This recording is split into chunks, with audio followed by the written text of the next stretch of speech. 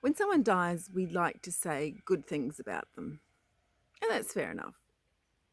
We like to remember the good times, think kindly of them. When I think of Sogyal Rinpoche, and I think of his kindness, I remember times when we interacted, and he was very kind to me. I also remember sitting in a teaching, and he was just looking at everybody, and I felt such enormous love. It was overwhelming. Such a wonderful love. I thought of him as like a cuddly teddy bear. And I remember teachings where it was as if the world had opened up in my mind. There's no doubt in my mind that he facilitated in me a great learning, a learning about Dharma and a learning about myself. But I also can't think of Sogyal without also remembering how he publicly humiliated people, how fussy he was, and how badly he harmed some people who were very dear to me. I perhaps have a sense of the emotional toll that his abuse took, more than a lot of people other than those who were directly abused.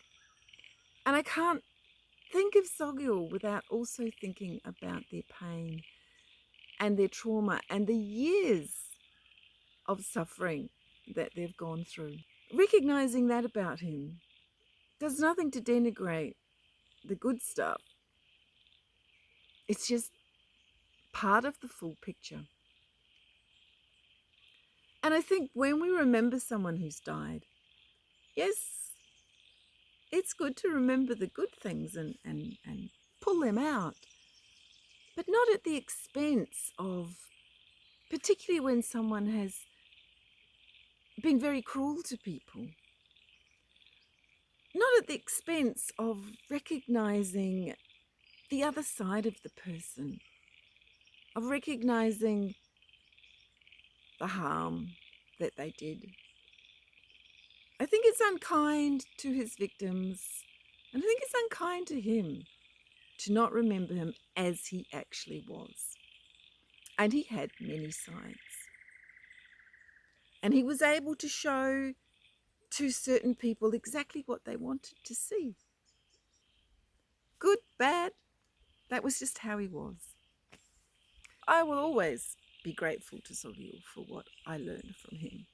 And I'm really, really sad that he died without recognizing the harm he caused and without making any restitution for that harm. I think that's really very, very sad. And his whole life is kind of sad. When you think about his childhood and the fact that he grew up under the tutorship of someone who was also abusive, then, it's like his childhood, his role, his students all fed the worst of him. So when I think of Sogyal, I think of him as he was. Anyway, I wasn't surprised that he died. I had heard that he'd gone into hospital, and when I heard that, I just went, nah, that's it. He's not coming out of hospital. This is it. This is the end. And so actually, I just finished giving a speech at the Cult Information and Family Support Group, where I was launching my book Fallout in Sydney. And we were having supper afterwards, and a friend came up to me and he had his phone in his hand and just was looking at Facebook, and he said, Sogyal's dead. And I went, yeah, that doesn't surprise me. And I think the only surprise I had was that I didn't feel anything. Afterwards, when my daughter was driving me back to where we were staying, I thought, yeah, I made my peace with Sogyal a long time ago. I know what my relationship is with him. I still love the guy. I have a lot of compassion for him. He was a sick man. I wish him well. I really do. I do hope that he rests in peace. But according to his own belief system, you can't cheat karma. You might live in a delusion, You might live in a fantasy world where you think that you're enlightened, and you might have all of these follows around you who also like to live in that fantasy world. But when it comes to the crunch, you can't cheat karma. It's the old balancing of the scales. Now, maybe he did do enough good stuff to counteract the bad. I don't know. I'm not going to make that evaluation. And really, in the end, I know nothing about after death, really. I don't believe anything about it anymore, because all of that is just beliefs. And beliefs can obscure reality. Beliefs are not reality. Beliefs are not truth. They are just beliefs. So anyway, I thought I'd just, okay, that's it. Done. It's gone. And the only thing I really felt strongly was that what a shame he never managed to make any restitution before he died. So, that was just sort of my basic kind of feelings about him dying. And it also brought up, just sadness about the whole thing in general, the disillusionment with Rigpa, discovering they're a cult, discovering how to be manipulated, discovering how they're still manipulating people, all of that. And then discovering that all the lamas are just on the same boat. They're all just support each other. Nobody's going to speak out, or very few. And it was just all so yicky and sad, So for me, I guess it was just another kind of great, it's over, wonderful, I can move on. I was having a break from Facebook at the time this happened, but I thought, well, I better go back to the What Now group and, be there and see how people are feeling. And that's where I saw what other lamas were saying, what Rigpa was saying about Sogyal. And it made me want to vomit. It's like, oh, the Rigpa party line is in your face. Oh, yes, he was such a wonderful lama. He was so enlightened. And, people just, all the accolades. And, it's not surprising, didn't surprise me. Of course they're going to milk it for all it's worth, use it as an opportunity to deify him. And that's what I saw. And not only is Rigpa deifying him, but so are other lamas. And I think one of the saddest things was seeing Ringu Tulku. I know a lot of people who've said to me, oh, Ringu Tulku's really good. But he said, I've never known Sogyal to say a bad word about anyone. That's not true. You'd drag a student up in front of a whole retreat full of people and tell everybody how bad this person was. Put them into tears. This idea that he never said a bad word about anyone is just not true. I actually heard from someone who was close to Sogyal after Damcho left, and he told me how he talked really badly about her. And then he said, when some of his students attacked him, excuse me? Who did the attacking? No. Sogyal attacked his students. His students didn't attack Sogyal. And then he said, and what did he do? He just retired quietly. No, he didn't. He ran away and hid. Sogyal Rinpoche is talking about his parinirvana, which is the final nirvana, enlightenment. Excuse me? If someone who has done what Sogyal has done, where the independent investigation set up by his own community came away saying that he has seriously, physically, emotionally, and sexually abused some of his students, if a man like that can reach enlightenment, what does it say about your vision of enlightenment? What does it say about your religion? It doesn't make sense, and it doesn't ring true. I read that and I go, bullshit.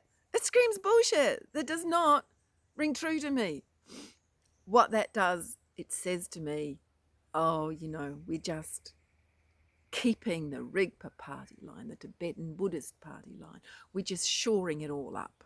We're just holding it all together. We're just ignoring the cracks in the whole religion. We're just participating in the fantasy, in the magical thinking that completely denies a certain aspect of reality.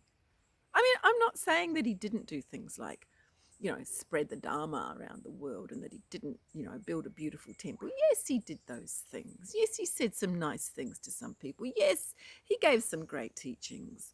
But he also seriously, physically, emotionally, and sexually abused people. And also there was financial abuse as well.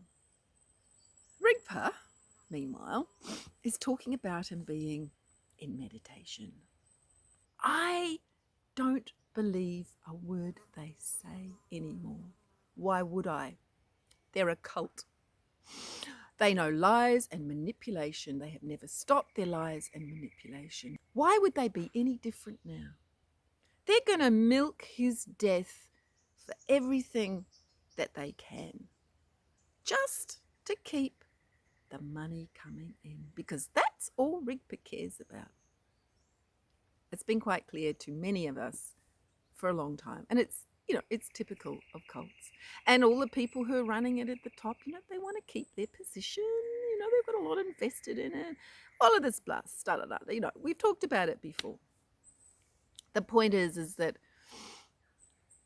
it's like his death is just it's denigrating him by not being honest. This pretense.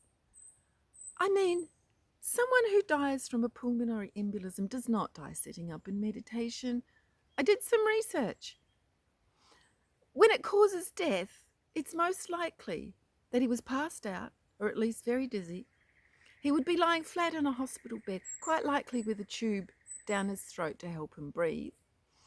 When his heart failed, they would have tried to restart his heart. A lot of hands-on stuff there. It's a far cry from the masters who, sit in meditation and pass away. I don't think that's very likely. So what have they done? Have they arranged his body afterwards to make it look like he's sitting up in meditation? Or, is it just an outright lie? Whatever, I don't believe them.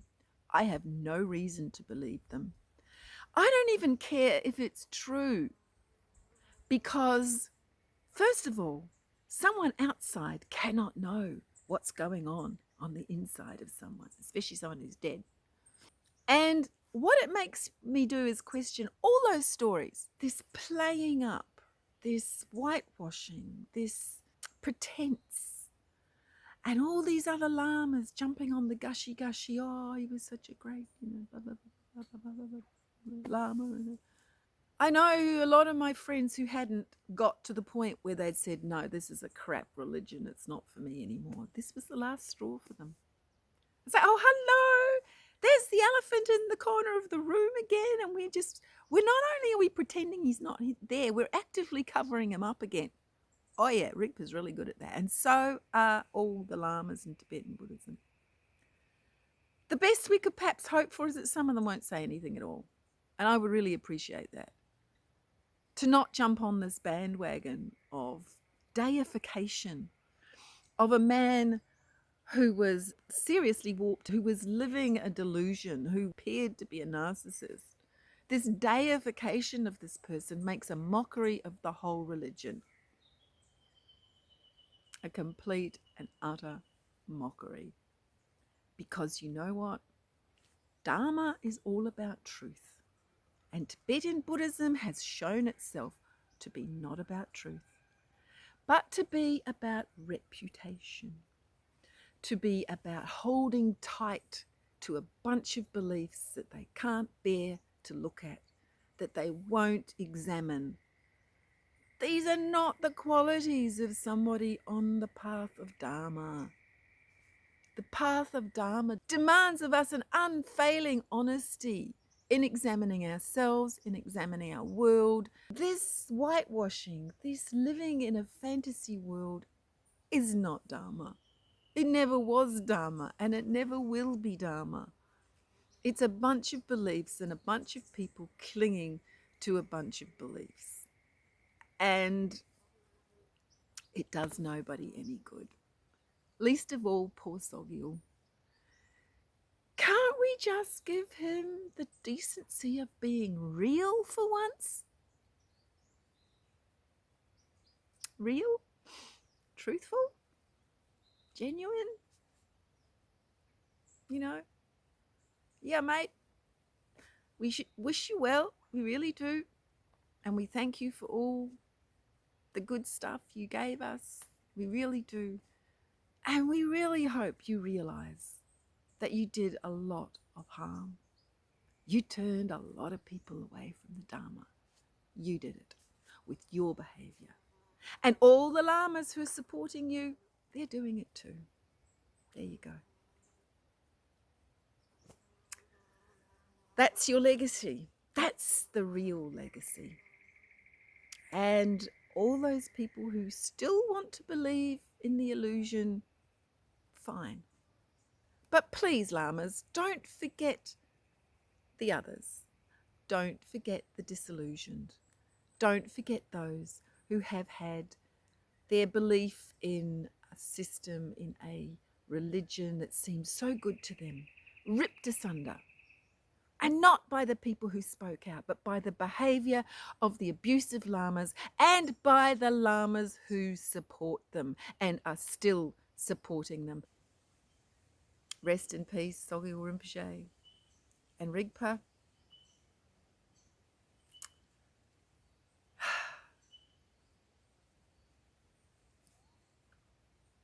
Can a cult stop being a cult?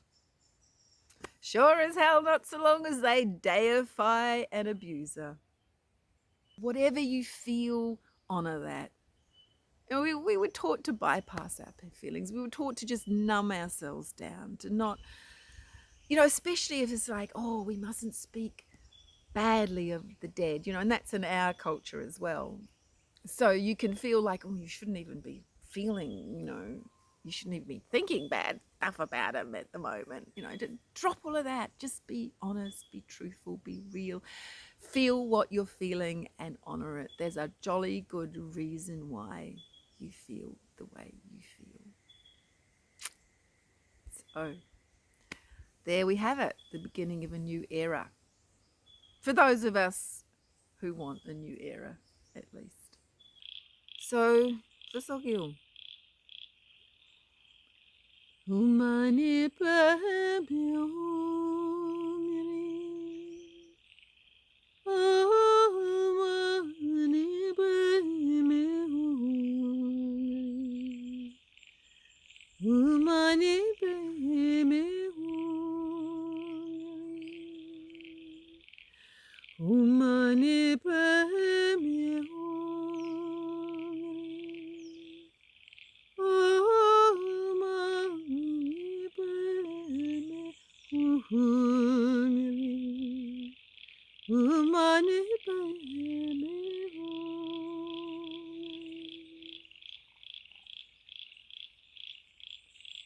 May you rest in peace, Sogyal.